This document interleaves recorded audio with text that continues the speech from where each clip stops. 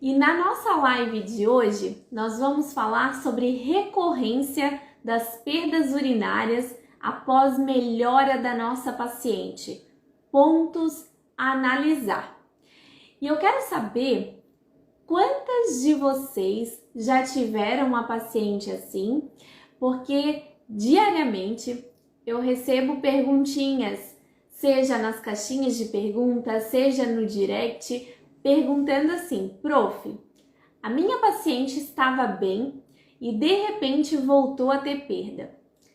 Isso pode acontecer por N fatores.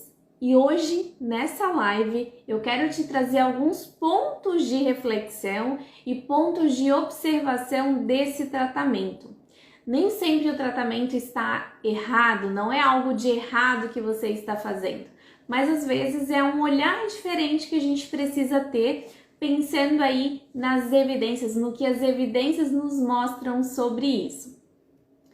E quando a gente pensa em tratamento de incontinência urinária de esforço, o principal objetivo dessas intervenções é melhorar a continência e reduzir a frequência dos episódios de incontinência urinária.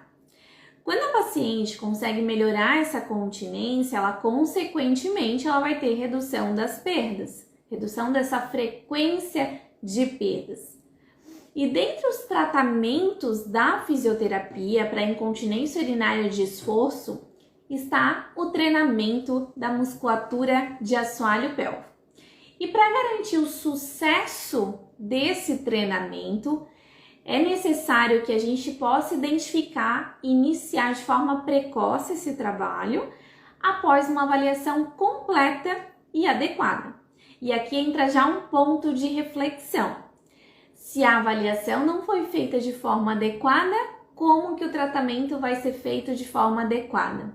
Então, o fisioterapeuta que usa 3 séries de 10 exercícios para todo mundo, ele não vai ter o mesmo sucesso desse tratamento que uma fisio que vai ponto a ponto lá no Perfect analisar as demandas e necessidades daquela paciente ali. O que aquela paciente ali precisa naquele momento de treinamento da musculatura de assoalho pélvico. E olha que dado interessante. Uma revisão sistemática de 2019 mostrou uma tendência positiva de sucesso do TMAP para mulheres com incontinência urinária de esforço. No entanto, ao final do tratamento, somente 60% delas apresentavam continência urinária. As outras 40% ainda estavam incontinentes. E suspeita-se que algumas queixas residuais de perda de urina provavelmente estejam relacionadas ao tempo de tratamento insuficiente. Lembra aqui dessa frase: tempo de tratamento insuficiente. E o que eu quero dizer com tempo de tratamento suficiente, tá, para essa perda urinária? A gente sempre pensa, meu Deus, quanto tempo? Quantas sessões? Então a gente vai descobrir juntas sobre isso. Leong e Mock, eles sugeriram que para a eficácia de um tratamento, esse deve ser de pelo menos 12 semanas. 12 semanas são 3 meses. 3 meses de tratamento, pelo menos, para que eu tenha eficácia nesse tratamento. E aqui eles trazem alguns pontos bem interessantes para a gente pensar também. Sessões curtas e menos frequentes, a gente já vai falar sobre esse tempo, realizadas por 3 a 6 meses para manter uma força aprimorada dessa musculatura de assoalho pélvico. Fillmore, em um estudo com colaboradores, mostrou que mulheres também tiveram melhoras significativas nos sintomas, fazendo 2 vezes por semana o tratamento durante 12 semanas. O que eu quero trazer com isso? Que às vezes a gente pensa, não, eu tenho que atender a paciente 3 vezes na semana para que eu consiga dar alta para ela em um mês. Será que a gente consegue fazer isso? Será que eu não preciso de um tempo para essa musculatura reagir? Eu vejo bastante no Instagram, às vezes assim, liberei minha paciente depois de 4 sessões, ela já não tem perda urinária. Muito cuidado com isso. Muito cuidado em a gente prometer isso. Primeiro, porque cada paciente vai reagir de uma forma a esse treinamento. Não depende só de nós, fisioterapeutas. A gente vai ver que depende muito da aderência aos exercícios em casa, então não dá para prometer que em 4, 5, 10 sessões a paciente está curada dessa incontinência urinária que ela já tem há 15 anos. Então, muito cuidado com isso. Uma vez por semana é muito pouco? Não, Thaís, não é pouco. A gente já vai ver sobre isso, ó. Mulheres que treinaram por um período mais longo, então acima de 12 semanas, acima de 24 semanas, com sessões mais curtas, de 10 a 45 minutos, cerca de 1 a 3 vezes por semana, tendem a atingir uma maior diminuição na perda de urina. Olha que interessante. Então, às vezes a gente quer atender a paciente 3 vezes na semana, só que, por exemplo, num particular, às vezes a paciente não vai conseguir pagar, ela não vai conseguir 3 vezes na semana. Talvez a gente tenha que atender essa paciente 1 vez por semana, ou a cada 15 dias, dependendo da disponibilidade dessa paciente. E a gente tem sim resultado com isso, só que depende da minha paciente. E eu sempre falo para ela, não adianta só vir aqui. Aqui é 30% desse tratamento. Os outros 70% eles são em casa. Então, através da nossa conduta ali no consultório, a gente vai preparar a paciente para que ela consiga continuar esse treinamento em casa. E uma possível explicação para isso, para sessões mais curtas, por um maior tempo, pode ser que os programas de treinamento que duraram 8 semanas, eles foram insuficientes para atingir o quê? A hipertrofia muscular, que a gente precisa de mais ou menos 12 semanas de treinamento muscular. A melhora nesses casos em questões mais rápidas, né? Em 4 sessões a minha paciente não teve mais perda. Isso está associado ao fator aprendizagem. No entanto, se a minha paciente não vai continuar aquele tratamento, esse fator aprendizagem não vai se tornar hipertrofia muscular, que é o que a gente precisa para que ela tenha essa retenção dessa aprendizagem motora associada a uma maior construção de ganhos. Então, é mais fácil manter um atendimento 1 vez por semana do que começar com 3 vezes na semana e a paciente não conseguir manter. O ruim é que muitas delas não fazem em casa. A gente vai conversar sobre isso também, Jane. Então, esse é um ponto fundamental do nosso tratamento para que eu mantenha essa melhora, né? Não adianta só vir na físio e não continuar em casa. Eu preciso dessa aderência aos exercícios no domicílio da paciente. E aqui um ponto bem importante para vocês pensarem. A paciente de vocês estava bem, 4, 5 sessões e voltou a ter perda. Mas isso aconteceu depois de quanto tempo de tratamento? Quanto tempo depois vocês acham assim, nossa, ela estava super bem e voltou a ter perda? Porque às vezes isso está relacionado a um tempo insuficiente ainda de treinamento. A paciente ainda não adquiriu hipertrofia muscular, ela aprendeu a contrair, ok? Aprendizagem motor, ok. Mas e o restante? Os objetivos que a gente tem com ela ali? E será que ela já estava pronta para uma alta depois de 10 sessões? Será que depois de 10 sessões eu já tinha hipertrofia muscular? Será que depois de 10 sessões eu já tinha conscientizado ela para a continuidade do tratamento em casa? Ou será que ela já tinha aquela aprendizagem motora suficiente para que eu conseguisse dar alta para ela? Então, nesse sentido, alguns autores, principalmente de uma revisão sistemática de 2019, que depois eu compartilho com vocês, eles sugeriram que pelo menos um treinamento mínimo de 6 semanas seja indicado para uma melhora dessa perda urinária. Mínimo 6 semanas para uma melhora, não para a gente ter todos os benefícios desse treinamento. Então, a partir daí, a gente já começa a falar para a paciente quando ela nos questiona: quanto tempo de tratamento? Mínimo 6 semanas. No entanto, para ter um resultado efetivo, eu preciso de pelo menos 12 semanas. Vocês conseguiram perceber a diferença? Conseguiram entender que 6 semanas a gente tem aprendizagem motora, 12 semanas a gente tem hipertrofia. Então isso é muito importante para a gente ter essa diferença em mente, até para a gente entender por que às vezes a paciente está bem e de repente ela volta a ter perda. Deixa eu só tomar uma aguinha.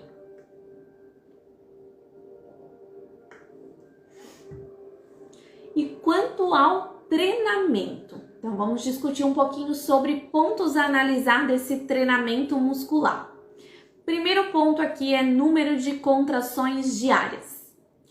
Existe muito, meu Deus, quantas contrações que a minha paciente pode fazer por dia? A literatura aponta que não se deve exceder 200 contrações por dia entre contrações rápidas, lentas, porque acima disso a paciente pode fadigar e isso também pode provocar perdas. E isso estou falando de uma média que os estudos apontam. No entanto, nem todas as pacientes vão conseguir suportar 200 contrações por dia. Então, muito importante aqui, avaliação individualizada. A partir disso, a gente consegue determinar quantas contrações a gente vai orientar para a nossa paciente ali durante o dia dela. A gente tem que lembrar que o assoalho pélvico, ele tem um tônus constante. Então, no momento que a gente tem a micção e evacuação, é o momento que ele relaxa. Tirando isso, ele está sempre ativado. Então, eu também não posso fadigar essa musculatura, porque senão a capacidade de reflexo durante um aumento de pressão intraabdominal, ela também pode se perder. As contrações, elas devem ser realizadas combinando contrações lentas. Aqui nos estudos eles trazem 5, 6, 10 segundos, mas vai depender do que a tua paciente consegue. Com contrações rápidas, então 1, 2, 3 segundos, dependendo também da variação da tua paciente. Tempo de recuperação entre as contrações. Vai variar dependendo do que a tua paciente fez, então eles trazem aqui 1 segundo até 12 segundos de intervalo entre uma contração e outra, dependendo do número de contrações realizadas. As séries, também os estudos trazem que não deve ultrapassar 9 séries por sessão, e a recuperação entre elas, o tempo de descanso entre cada série, deve ser de 1 a 3 minutos, com essas variáveis sendo incrementadas, sendo aumentadas ao longo do tempo. Então, aumentar a intensidade, número de contrações, duração da contração, número de contrações rápidas, número de contrações lentas, e isso a gente só consegue observar através de uma avaliação específica. Se eu vou determinar um exercício inadequado para minha paciente, aquilo pode fadigar a minha paciente e acarretar em piora do quadro. Então, aqui um ponto fundamental para a gente pensar. A minha paciente teve perda, mas será que ela não teve perda depois de uma fadiga muscular? Então, sempre pensem nisso. Sempre questionem a paciente também se ela não realizou exercícios acima do que você recomendou.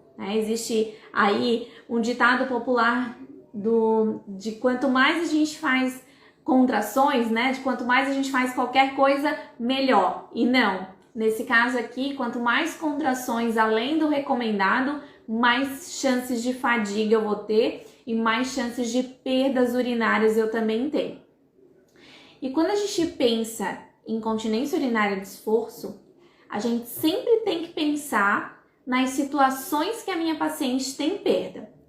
E eu pergunto agora para vocês: vocês estão trabalhando só com a paciente deitada? O treino de pré-contração está sendo feito?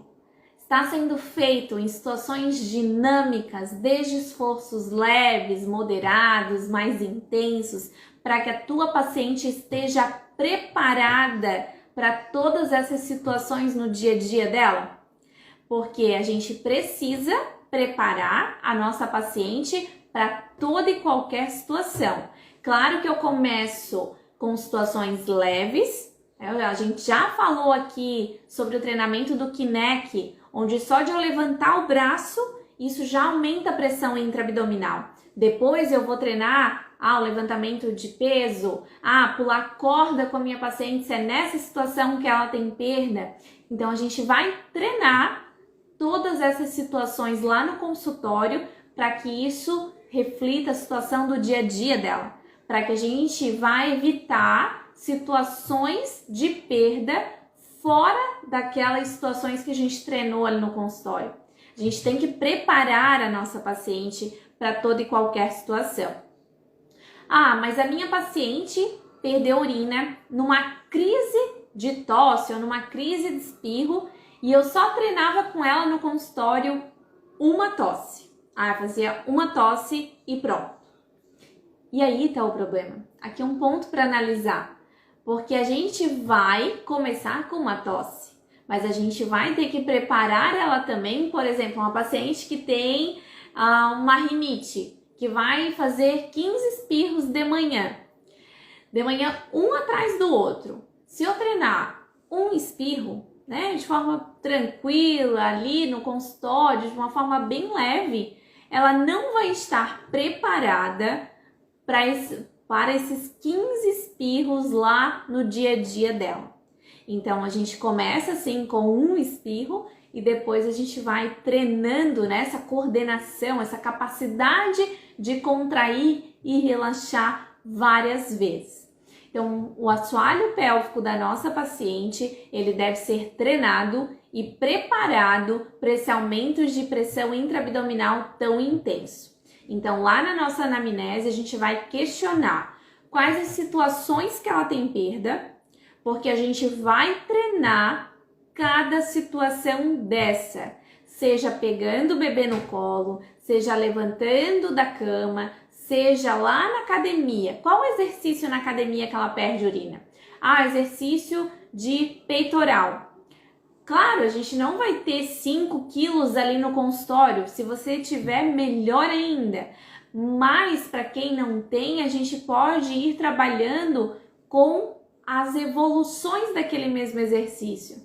Por exemplo, a gente começou só com movimento sem peso em DD, depois a gente evoluiu colocando uma faixinha elástica, depois um pezinho. A gente vai alterando a postura, uma perna entra junto com o movimento. Tudo isso para dificultar aquela atividade, fazer com que tenha aumento de pressão intraabdominal e o assoalho pélvico esteja preparado para aquela situação.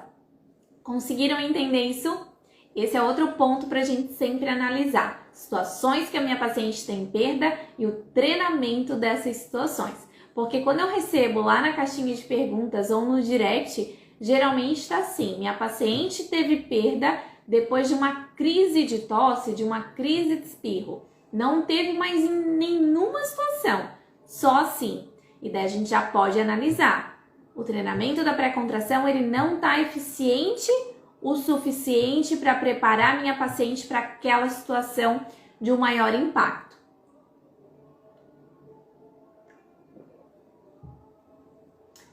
Outra questão que eu quero conversar com vocês é sobre supervisão desse tratamento. Então, essa supervisão por um fisioterapeuta, uma fisioterapeuta especialista dessa área, um acompanhamento adequado para realizar esses exercícios, vai ser fundamental para os resultados obtidos nesse tratamento, não só para o momento, mas esses resultados eles podem ter aí a longo prazo benefícios até 5 anos depois da finalização desse tratamento. Então, o fisioterapeuta profissional ali, ele tem que estar atualizado para saber exatamente quais as condutas que ele deve colocar ali em prática com cada paciente. Esse é um ponto muito importante. Outro ponto, apoio comportamental da paciente. Ele deve ser sempre levado em consideração na hora do TMAP, para garantir adesão, especialmente se a gente quiser que a paciente faça os exercícios em casa. Então, como qualquer treinamento, o efeito ele vai diminuir ao longo do tempo se ele não for continuado e não for seguido um programa de manutenção desse treinamento. Então, a força muscular, ela vai diminuir num ritmo mais lento do que a força adquirida.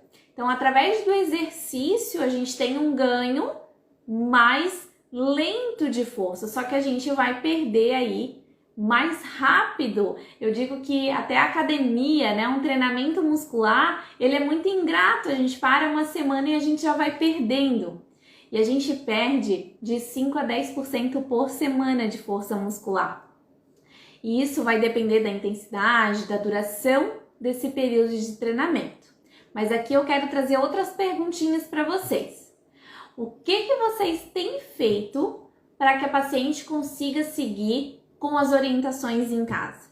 Porque uma coisa é ela ir na físio, outra coisa é ela fazer o treinamento da musculatura de assoalho pélvico em casa, para a gente ter os efeitos que a gente almeja.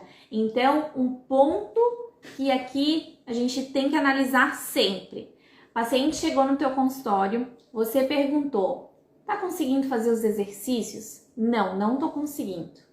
Nenhum dia dessa semana eu fiz. Por quê? Falta de tempo. Então, a gente vai ter que achar estratégias para otimizar aquele treinamento e fazer com que a paciente consiga colocar em prática aqueles exercícios em casa. Uma questão que eu uso muito, uso da bolinha de Benoit ou do cone, quando a paciente não é gestante, para que ela faça no banho. No banho, para que ela consiga otimizar a rotina dela. Não dá para parar no meio do dia para fazer o exercício, mas a gente toma banho todo dia, 2, 3 vezes ao dia. Então, naquele momento do banho, ela vai pegar aquele momento ali, 5, 10 minutinhos, e ela vai fazer os exercícios. Pelo menos. Então, a gente traçar estratégias aí para que ela consiga colocar esses exercícios na rotina é um ponto fundamental para que essa melhora continue e para que ela não volte a ter perda. A Thaís colocou qual o parâmetro de alta da incontinência urinária. Parâmetro de alta existem vários. Hoje eu até coloquei alguns pontos de melhora, né? De questões que a gente pode levar em conta para dar alta para paciente. Primeiro ponto, eu só dou alta acima de 12 semanas, para que a gente tenha aí uma hipertrofia muscular e ela consiga dar aí sucessão a esses exercícios. Segundo ponto, redução das perdas de urina, redução do uso de absorventes, melhora da qualidade de vida percebida ali através do ICSI, através do King's Health Questionnaire, e também melhora do padrão miccional através do diário miccional. E outra questão muito importante, se ela colocou em prática os exercícios em casa. Enquanto ela não coloca na rotina dela, eu não dou alta para paciente. Eu digo que é um castigo para elas, mas assim faz com que elas se comprometam com o tratamento e façam elas continuarem nesse treinamento. Então, pontos para alta: redução das perdas, melhora da qualidade de vida, redução do uso de absorventes, melhora aí da ativação dessa musculatura aos esforços e também colocar esses exercícios na rotina. Deixa eu ver aqui. Passo mínimo, porém percebo que elas mentem. Então, a paciente não está mentindo para a gente, ela está mentindo para ela mesma, né? Quando ela fala que fez os exercícios e não fez. Eu sempre falo que não adianta mentir, que a gente vai ver na avaliação que não teve evolução nenhuma, ou às vezes até teve uma queda. Falando isso, ela já nem chega mentindo, ela já chega falando que não fez, porque ela já sabe que a gente consegue verificar ali. Como manter esse TMAP após a alta? Fazendo com que a paciente se torne responsável por esse trabalho, incorporando esses exercícios na rotina dela. Vai para academia? Ativa assoalho pélvico na academia. Tá lavando louça? Ativa assoalho pélvico lavando louça. Se a gente pedir para a paciente parar para fazer o exercício, ela não vai conseguir manter aquele treinamento. Então, colocar o exercício na rotina é ponto-chave para que ela mantenha esse TMAP após a alta e para que a gente tenha os benefícios desse TMAP. E agora eu quero trazer para vocês os benefícios desse treinamento. Uma revisão ela trouxe que a diminuição na perda de urina, e aqui pelos estudos comprovada de acordo com o PEG-teste, que é o teste do absorvente, pode ser justificada por uma redução da superfície interna dos elevadores do ânus após a realização dos exercícios de assoalho pélvico, o que vai levar a um aumento do tônus dessa musculatura de assoalho pélvico, dessa rigidez passiva, né, dessa resistência passiva. Lá em 2007, o Dumoulin, ele já tinha trago pra gente alguns benefícios, algumas diferenças desse treinamento para o assoalho pélvico, que é uma diferença significativa na pressão de repouso dessa musculatura de assoalho pélvico, maior estabilidade na uretra, tanto no relaxamento quanto no esforço, essa melhora do tônus muscular, do controle muscular automático dessa musculatura, evitando diminuição da força desse assoalho pélvico e evitando as perdas de urina. Ao construir esses volumes, essa hipertrofia desse assoalho pélvico, a gente tem uma elevação dessa musculatura, então uma redução desse hiato dos elevadores, reduzindo aí a descida desses órgãos pélvicos, então a gente tem uma elevação desses órgãos pélvicos através do treinamento da musculatura de assoalho pélvico, então fechando o hiato dos elevadores, reduzindo o comprimento dos pulvoviscerais e elevando a posição da bexiga. Olha só quanto benefício! E aqui a gente pode pensar até nas pacientes de prolapso. A gente não consegue reverter um quadro de prolapso, mas a gente consegue evitar uma piora, né? Uma melhor sustentação desse órgão. E todas essas mudanças, elas vão favorecer a melhora do suporte estrutural desse assoalho pélvico durante a gestação, que é um momento que a gente precisa muito desse suporte, e ajudando a neutralizar esse aumento da pressão intraabdominal provocado pelo feto em crescimento. Deixa eu ver as perguntinhas aqui. Pode ser associado ao uso do cone? Os cones são uma boa opção em que momento do TMAP? Sobre o cone. O cone não dá para utilizar já num primeiro momento, né? Principalmente devido aí à anatomia desse cone, ele tende a escorregar com muita facilidade. Então, na aula sobre os cones vaginais que vocês têm lá no YouTube, eu falo ponto a ponto quando que utilizar, como que utilizar, mas falando sobre o cone para o TMAP, eu sempre gosto de começar com a bolinha de Beiguinhois, ela se adequa melhor a esse canal, a paciente tem essa propriocepção e ele não escorrega tão fácil. Quando que eu começo? Quando a paciente tem bastante consciência e pelo menos um grau de força acima de 2. Antes disso não, porque isso gera mais frustração para minha paciente do que uma melhora dessa performance muscular. Então a gente pode começar em DD, a partir do grau 2, e depois a gente evolui para outras posições, sentada, em pé e a utilização em casa também, né? Como eu falei, utilização no banho, utilização em casa, né? Vai varrer a casa, vai passar o aspirador, coloca o cone, coloca a bolinha e vai fazer as atividades do dia a dia, menos ir para academia. Ir para academia não pode utilizando cone, bolinha, porque é um peso a mais, uma sobrecarga a mais para essa região que já vai ter um impacto lá naquele exercício. Então, o cone é uma ótima opção para o TMAP, o cone, a bolinha, mas depende muito de como a paciente estiver, depende de como ela vai se adequar a esse exercício. Eu gosto muito deles para o exercício em casa, aliado ao Pelvifit de anteninha, que eu vou falar sobre ele na live de quinta-feira. Então, esse é um ótimo dispositivo para a paciente ter em casa e para que ela continue a fazer os exercícios em casa.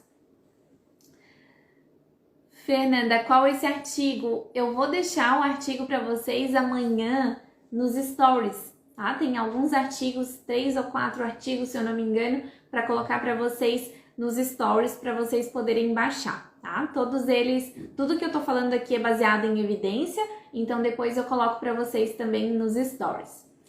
Quanto tempo a paciente pode ficar com o cone ou com a bolinha? No máximo 20 minutos, Márcia, porque a gente também pode fadigar a musculatura.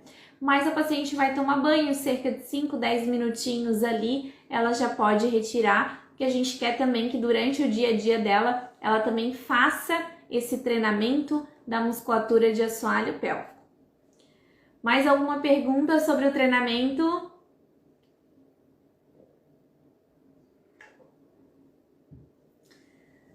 Quando a gente pensa em retorno das perdas, a gente também pode ter uma associação com uma visão de tratamento muito focada na região de assoalho pélvico. E a própria literatura ela já aponta para a gente que deve existir um trabalho além do TMAP. Então a gente tem aliado a esse TMAP intervenções da físio como biofeedback, né? Eletro. A gente também tem os exercícios de estabilização para a região lombar, região abdominal, melhora da respiração, então treinamento respiratório, educação da paciente. A educação da paciente é ponto-chave para uma melhora contínua, porque se ela entende o problema dela, ela vai seguir com os exercícios em casa. Se eu não entendo o porquê daquele treinamento, eu não vou fazer. Eu acho chato aquele exercício e eu não vou dar atenção àquele treinamento que a minha físio me prescreveu. Além disso, também são recomendados treinamento da bexiga, que é o que o artigo traz aqui pra gente, ou intestino, e aqui entra um trabalho, uma visão integral dessa paciente. Eu não vou analisar só a perda urinária, eu vou analisar como está a saúde sexual dela, saúde evacuatória, saúde miccional. Então, a gente vai sempre aplicar os diários para que eu consiga também melhorar todos esses parâmetros. Rafa, vai ficar salva assim a live até amanhã à noite aqui no meu Instagram e depois vai lá para o meu canal do YouTube. Outra questão muito importante que essa revisão traz para gente é o controle de fluidos. Então, ingesta adequada de água, né, ideal ali para o peso da paciente, e também o controle de fluidos. Por exemplo, a paciente tem uma incontinência urinária mista à noite, e que faz com que ela acorde com urgência, mas ela tem perda no caminho até o banheiro, né, uma perda ao levantar da cama, ou uma perda no espirro porque a bexiga está muito cheia. Então, a ingesta de líquidos também conta muito para essa melhora contínua. Outra questão importante, a modificação de dieta, né? Um quadro de uma paciente que tem uma urgência associada. Então, a gente também está aí em associação com a Nutri para avaliar também esse padrão comportamental.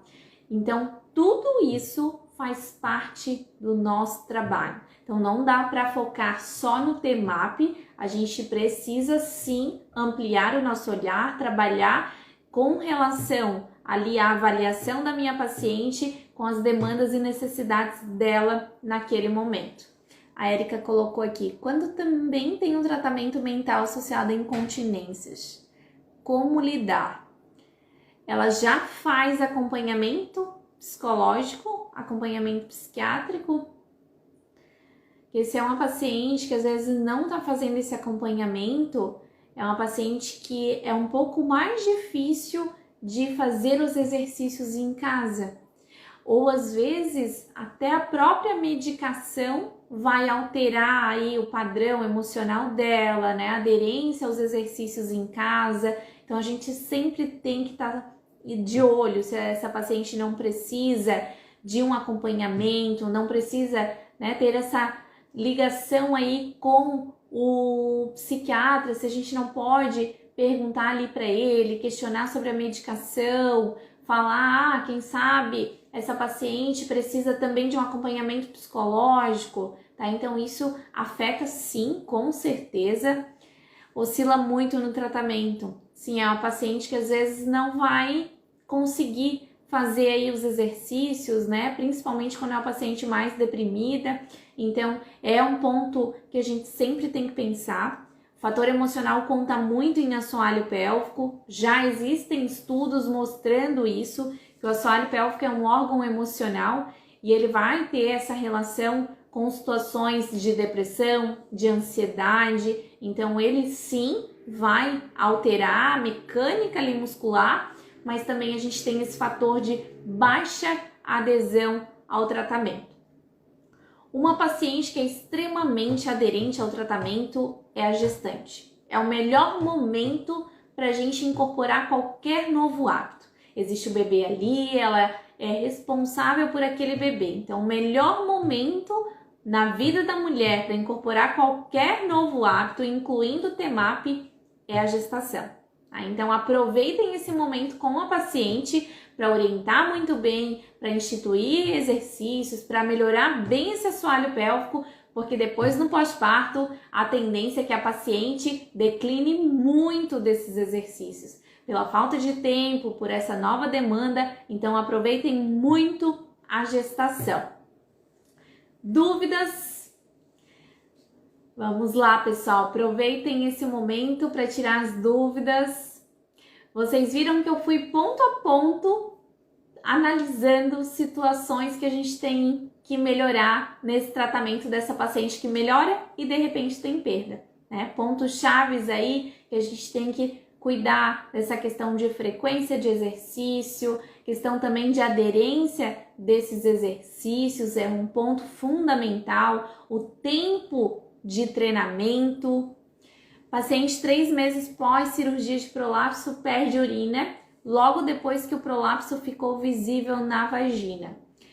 Márcia, esse prolapso ele pode estar acarretando em mudanças ali no posicionamento dessa uretra. Então, quem sabe modificações aí da posição para micção, então a posição com banquinho ou com um lixeiro, reduzir bem ali, tirar a calça e calcinha até a altura de tornozelo para ela relaxar bem e conseguir uma melhor saída dessa urina. Mesmo sendo inseminação, a Jane colocou, inseminação também, tá? A paciente geralmente está bem empolgada com aquela gestação, então ela vai aderir bem aos exercícios. Eu tenho algumas pacientes que a gente já faz um trabalho antes dessa inseminação, da fertilização, então é um trabalho muito legal, um trabalho de prevenção, né? Se todas as pacientes viessem nesse momento seria incrível, é um mundo ideal, mas quem sabe um dia a gente tem esse mundo ideal. Gestante, posso fazer a mesma coisa ou tem que ter uma preocupação a mais? Gestante não pode usar bolinha de Benoit nem cones. Já tem bastante sobrecarga ali, então não precisa desse aumento de sobrecarga.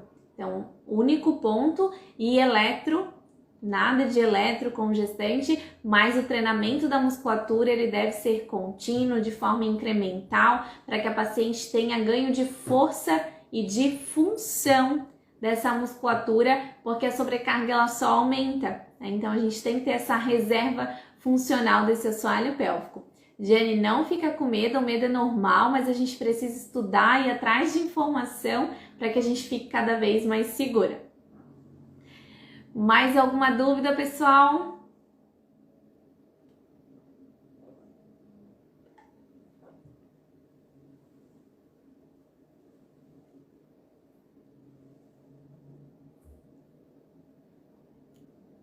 Miotu para gestante pode usar sim, não tem problema nenhum. Miotu ele recebe informações, então o biofeedback eletromiográfico ele não emite informação, ele vai receber a informação elétrica ali do músculo. Paciente 15 anos com incontinência urinária de esforço e urgência. Paciente melhorou parcialmente das perdas, mas ainda ocorrem escapes de urina em festas, bebida irritativa. Tá aí a resposta para ti, Rafa.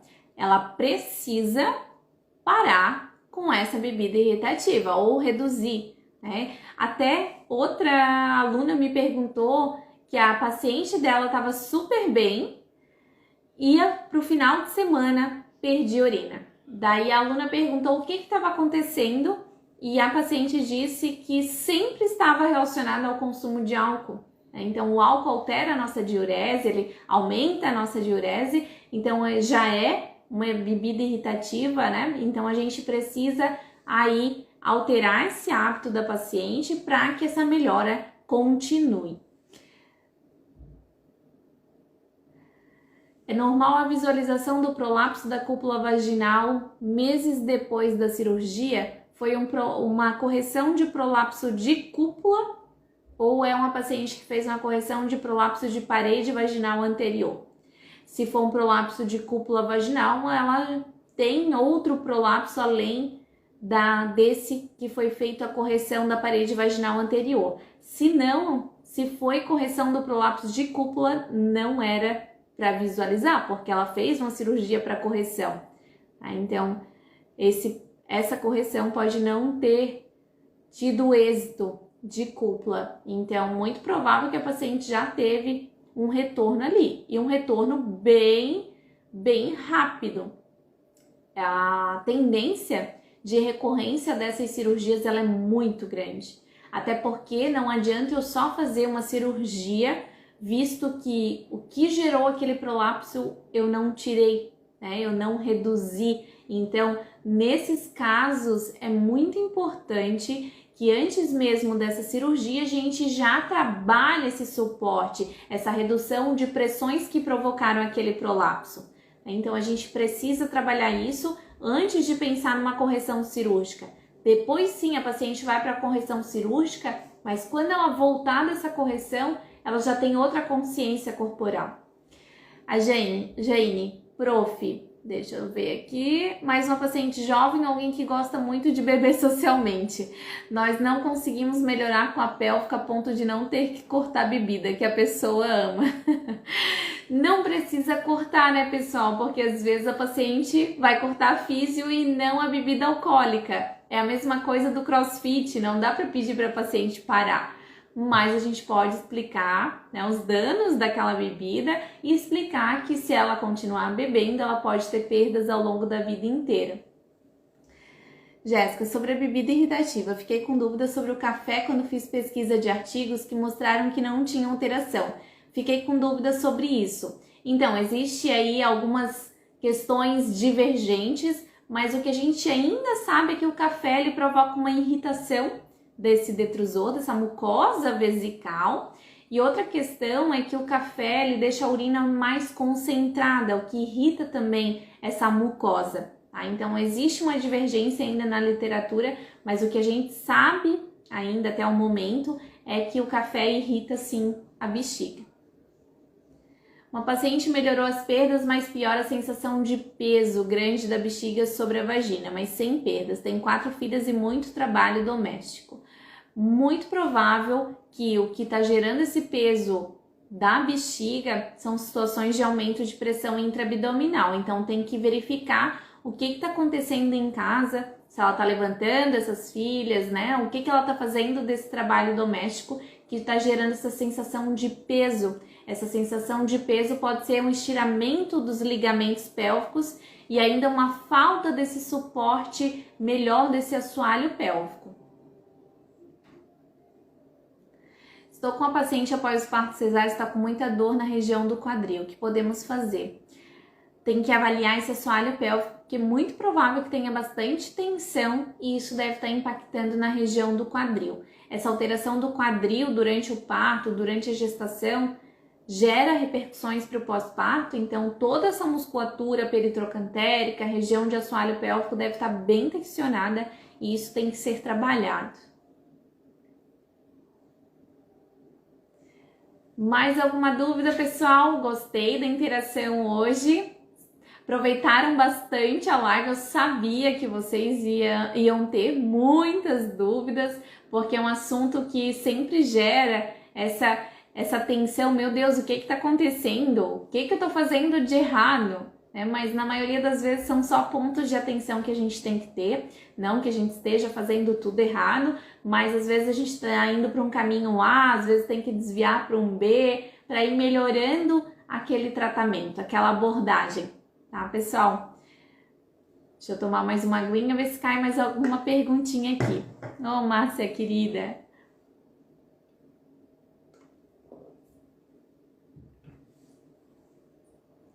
Essa live vai ficar salva e se tiverem também outras dúvidas que surgirem quando vocês forem rever essa live, também coloquem embaixo dela que eu também vou respondendo vocês. Eu comecei a ter esses CAPs depois da gravidez. É muito comum, Fábio, mas não é normal, tá? Então é super importante procurar ajuda, procurar tratamento. A fisioterapia pélvica, ela pode te ajudar.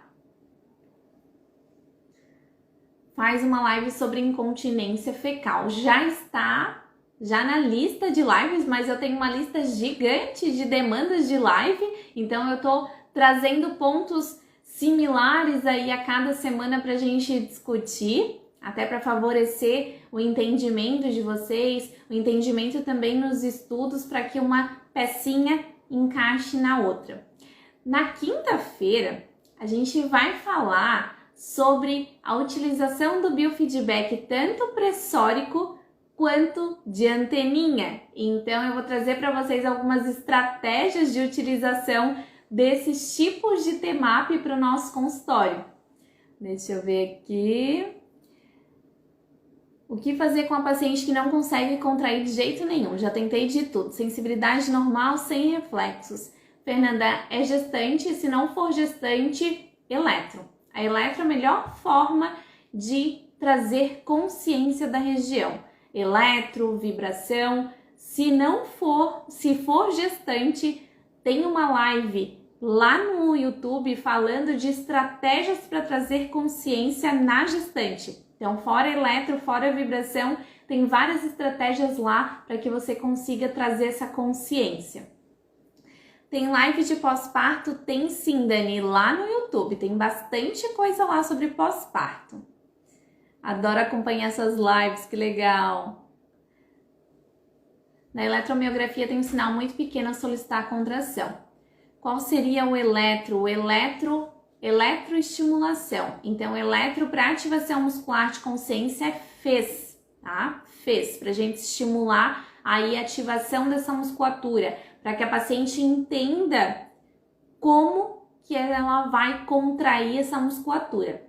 Não, estou fazendo eletro. Quanto tempo tu tá fazendo esse tratamento, Fernanda? Porque tem pacientes que vão demorar mesmo. Tá? Imagina que essa musculatura ficou ali inativada durante uma vida inteira. Então não são 4, 5 sessões que às vezes vai fazer com que ela tenha essa consciência, né? Então a gente precisa persistir.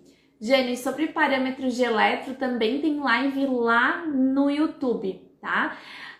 Se vocês forem no meu link da bio, ali tem meu canal do YouTube, eu sugiro que vocês se inscrevam nesse canal, que sempre que eu coloco aula lá, vocês vão receber um recadinho para que vocês tenham ali todas as aulas disponíveis. Pamela, o parâmetro utilizado para consciência tá lá nessa live, tá? Eu coloquei parâmetros de eletro no pós-parto, que é uma live bem interessante.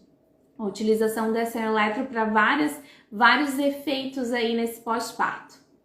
Tá? É só ir lá no meu link da bio, que tem tudo lá para vocês acessarem. Mais alguma dúvida, pessoal? Senão a gente vai finalizando a live de hoje. Hoje foi a 6ª sessão. Nada, guria. Vamos continuar aí com esse eletro. tenta dar um ajuste nos parâmetros, gera mais frequência ali nessa eletro, para que a paciente sinta bem, porque nesse caso a gente precisa trazer consciência. A eletro é contraindicada no caso de prolapso. Se for um prolapso muito grande, eu não utilizo eletro interna, mas tu pode utilizar externa, em centro tendíneo. Tá ficando assada de perder urina. Essa assadura é provocada pela urina que é muito ácida. Então isso é muito comum na paciente que tem uma perda constante de urina. Você tem curso de prolapso, Dani? Dentro da jornada da gestação pós-parto tem sobre prolapso.